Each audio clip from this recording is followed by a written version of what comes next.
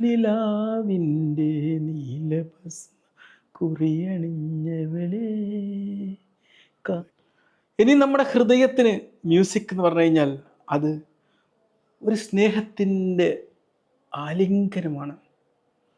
നിലാവിൻ്റെ നീലഭസ്മ കുറിയണിഞ്ഞവളേ, കാതിലോല കമ്മലിട്ട് കുണുങ്ങി നിൽപ്പവളേ.